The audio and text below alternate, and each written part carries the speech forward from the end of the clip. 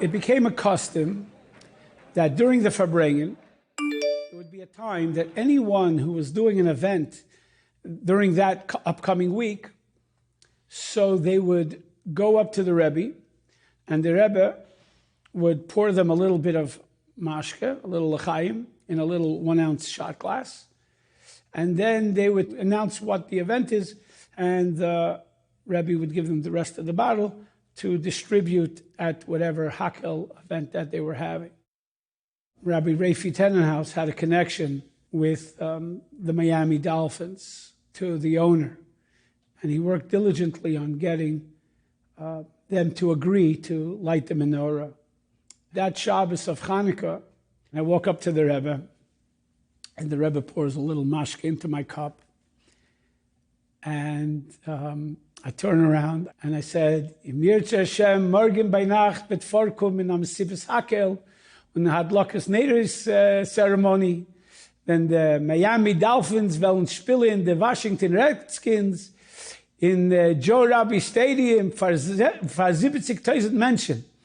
And the Rebbe says to me, darfst allem einladen. You have to invite them all.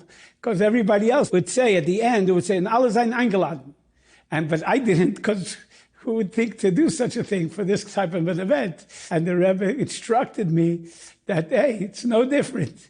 You know, you got to invite everybody. And I turned around and I said, and alle seien eingeladen. And I turned to the Rebbe and he's again in a big smile and he gives me the bottle of mashke. I was just past my 16th birthday. My brother Andy came home from college. So Sunday night to go to a big football game towards the end of the season was a very exciting opportunity for us. We are in Miami, Florida, where the Miami Dolphins at 7-6 will face the 10-3 Washington Redskins. The Miami Dolphins were really the biggest show in town. It was a packed crowd because it was a nationally televised Sunday night game. And then there was this announcement over the PA. They announced that it's Hanukkah, and the rabbis from somewhere are going to light the menorah. And lo and behold, the biggest menorah we'd ever seen was in the end zone. It was just massive. We looked at each other, my brother and I, like, oh yeah, it's Hanukkah. We totally missed it.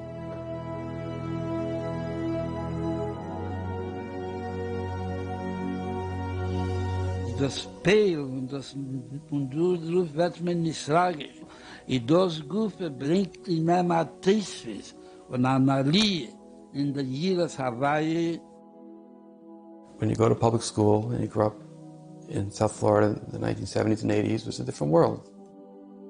You didn't always feel comfortable, people knowing who you were. So it was a feeling of empowerment. It was a very proud moment for us to be witnessing that. We had never seen anything like it. Like, those were our guys in the end zone. And it was a great game. The Dolphins won, I remember that. It was a very proud moment for me and for my brother. It was certainly one of the important stops on the journey that made me want to become more observant and delve deeper into my Yiddishkeit. Today, thank God, we have 6 children, Shabbat Shabbos, Shabbat Kashrus. Und Atzloche Ragu Floge bei jeder und bei jeder in Hakeles Rom und Anoshi Vatav, die mit Duber Leil Baruch, was jeder darf das tun und kennt das tun und wird Matzliach sein in dem Kollechot, mit Kemi, Bishkinosse, Bisvivose. You never know who's watching. You never know who you're going to benefit, and you may never hear about it. You know, the spark is ready, it's waiting, and you might be the one to light it.